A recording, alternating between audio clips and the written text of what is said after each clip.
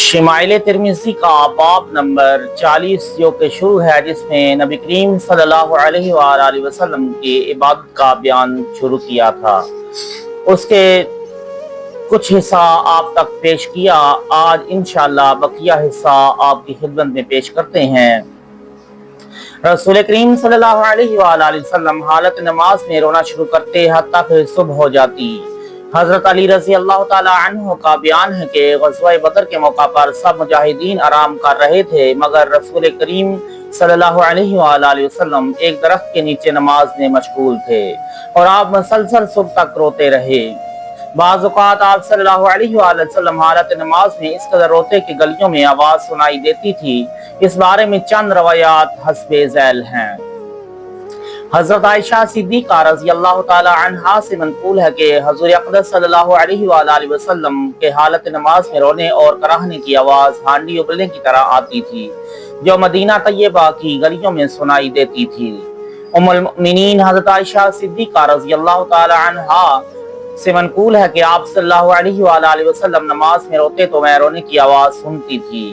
रसूल करीम सल्लल्लाहु अलैहि वसल्लम हालत नमाज में जमाई को नापसंद करते थे, क्योंकि इसका ताल्लुक शैतान के वसवसा के साथ है।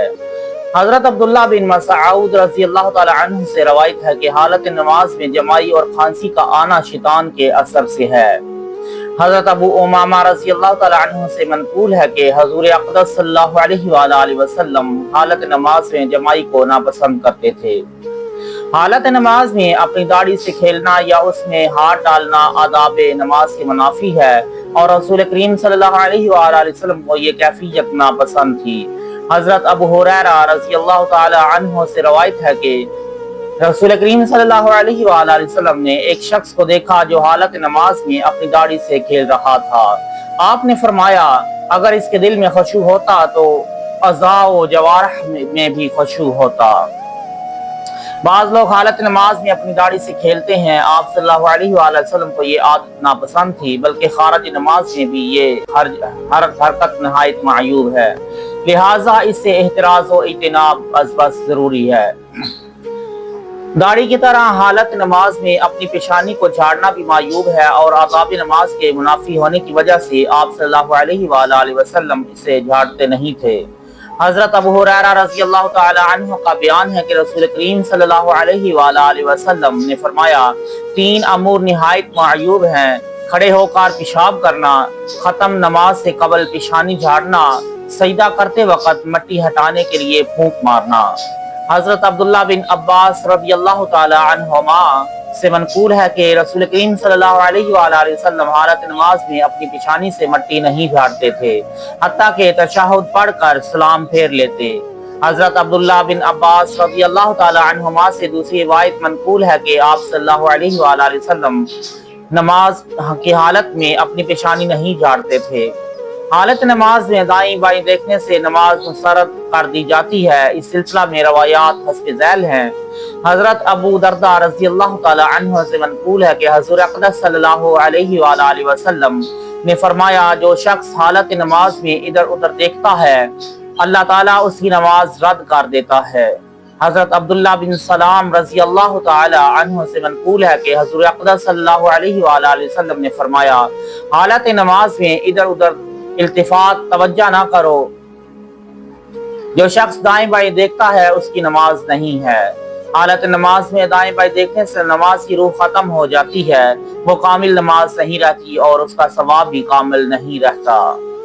उम्मत मुस्तफ़ा सल्लल्लाहु अलैहि वसल्लम से कुर्बे क़यामत में सबसे पहले खुशू का इर्तिका होगा। इस हवाले से मुतअद्दिद रवायात मौजूद हैं। हजरत अबादा बिन सामित रज़ी अल्लाह ताला अन्हु से रवायत है कि अनकरीब एक ऐसा जमाना आने वाला है कि तुम मस्जिद में जाओगे तो एक नमाजी को भी खुशू वाला नहीं पाओगे। हजरत अबू दरदा रज़ी अल्लाह ताला अन्हु से मनक़ूल है कि सबसे पहले जो चीज लोगों से उठाई जाएगी वो खुशू है।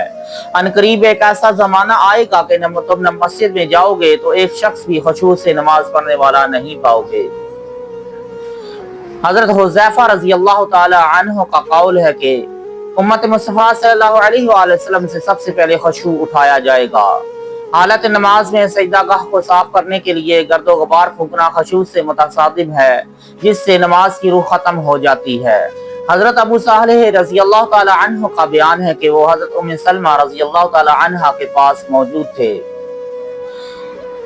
ان کے پاس ایک دراز بالوں والا رشتہ دار آیا، اس نے نماز پڑھی، حالت سجدہ میں اس سے منہ سے پھونکا۔ حضرت ام سلمہ رضی اللہ تعالی عنہ نے انہیں ایسا کرنے سے منع کیا اور کہا، ہمارے حبشی غلام سے آپ صلی اللہ علیہ وآلہ وسلم نے فرمایا، اے رباح، اپنے چہرے کو خاک آلود ہونے دو۔ خشوع والی نماز اس وقت سے آری نماز سے بدرجہ بہتر ہے، اس کی اہمیت و فضیلت روایات میں بیان کی گئی ہے۔ حضرت عقبہ بن عامر رضی اللہ تعالی عنہ سے روایت ہے کہ رسول کریم صلی اللہ علیہ وآلہ وسلم نے فرمایا، جو شخص اچھے طریقہ سے وضو کرتا ہے پھر نماز ادا کرتا ہے، جو پڑھ رہا ہے اسے سمجھ رہا ہے، تو وہ گناہوں سے ایسا پاک ہو جاتا ہے گویا اس کی والدہ نے اسے ابھی جنا ہے۔ حضرت ام سلمہ رضی اللہ تعالی عنہا کا بیان ہے کہ رسول کریم صلی اللہ علیہ وآلہ وسلم نے فرمایا، تم نماز کو اس انداز سے پڑھو گویا یہ تمہاری آخری نماز ہے۔ اس آدمی کی مثل جس سے گمان ہو کہ اس کے بعد نماز ادا کرنے کا موقع نہیں ملے گا۔ حضرت عبداللہ بن عمر رضی اللہ تعالی عنہما سے منقول ہے کہ تم اس طرح نماز ادا کرو گویا یہ تمہاری آخری نماز ہے، تم اللہ تعالیٰ کو دیکھ رہے ہو یا وہ تمہیں دیکھ رہا ہے۔ حالت نماز میں اگر کسی شخص کو دل کے خشوع کی دولت حاصل ہو جائے تو اس کا اثر اس کے اعضاء و جوارح سے بھی نمایاں ہوتا ہے۔ ایک مشہور روایت ہے کہ ایک مرتبہ رسول کریم صلی اللہ علیہ وآلہ وسلم نے ایک شخص کو دیکھا کہ حالت نماز میں وہ اپنی داڑھی کو ہاتھ لگا رہا ہے، تو آپ صلی اللہ علیہ وآلہ وسلم نے فرمایا، اگر اس کے دل میں خشوع ہوتا تو اس کے جسم کے اعضاء سے اس کا اثر نمایاں ہوتا۔ خشوع و خضوع سے پڑھی جانے والی نماز کا اجر و ثواب زیادہ ہوتا ہے۔ اس نماز سے جو وصف سے خالی ہوتا ہے، جو اس وصف سے خالی ہو، اس بارے میں روایات حسب ذیل ہیں۔ حضرت عمار بن یاسر رضی اللہ تعالی عنہ کا بیان ہے کہ میں نے حضور اقدس صلی اللہ علیہ وآلہ وسلم کو یوں فرماتے ہوئے سنا، آدمی جب نماز سے فارغ ہوتا ہے تو اس کے لیے ثواب کا 10واں حصہ لکھا جاتا ہے، اسی طرح کسی کے لیے 9واں، 8واں، 7واں، 6واں، 5واں، 4تھا، تہائی اور نصف حصہ لکھا جاتا ہے۔ درت ابو الیسر رضی اللہ تعالی عنہ سے منقول ہے کہ کسی شخص کو نماز کا مکمل ثواب عطا کیا جاتا ہے، کسی کو اس سے نصف، کسی کو تہائی، کسی کو چوتھائی اور کسی کو 10واں حصہ عطا کیا جاتا ہے۔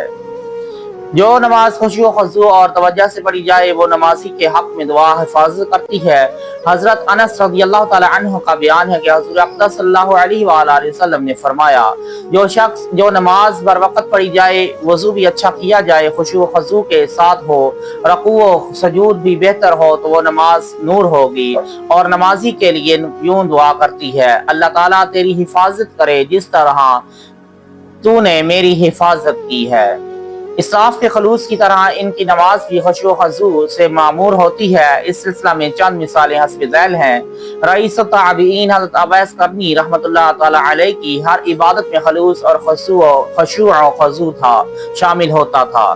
آپ کی نماز میں خشوع و خضوع کا یہ عالم تھا کہ اگر رکوع میں ہے تو رات ختم ہو جاتی مگر رکوع ختم نہ ہوتا، اسی طرح سجدہ میں ہے تو رات ختم ہو جاتی لیکن سجدہ ختم نہ ہوتا۔ حضرت علی رضی اللہ تعالی عنہ کو جنگ کے موقع پر تیر لگ جاتے تو وہ حالت نماز میں نکالے جاتے تھے۔ ایک دفعہ آپ کی ران میں تیر گھس گیا، لوگوں نے نکالنے کی کوشش کی مگر کامیابی نہ ہوئی۔ آخر فیصلہ کیا جب آپ نماز ادا کریں تو حالت نماز میں تیر نکالا جائے۔ آپ نے نماز شروع کی تو حسب پروگرام لوگوں نے تیر نکال لیا۔ نماز سے فراغت پر آپ نے لوگوں کا ہجوم دے کر دریافت کیا، کیا آپ لوگ تیر نکالنے کے لیے مجتمع ہوئے ہیں؟ عرض کیا گیا، حضور ہم نے تو تیر نکال بھی لیا ہے۔ کسی بزرگ کے پاؤں پر پھوڑا نکل آیا، زخم اتنا زہریلا تھا کہ ڈاکٹروں نے مشورہ دیا اگر پاؤں نہ کاٹا گیا تو ہلاکت کا اندیشہ ہے۔ ان کی والدہ نے مشورہ دیا، ابھی ٹھہر جاؤ، جب نماز میں مشغول ہو جائے تو کاٹ لینا۔ جب وہ نماز میں مشغول ہوئے تو پاؤں کاٹ لیا گیا مگر انہیں خبر بھی نہ ہوئی۔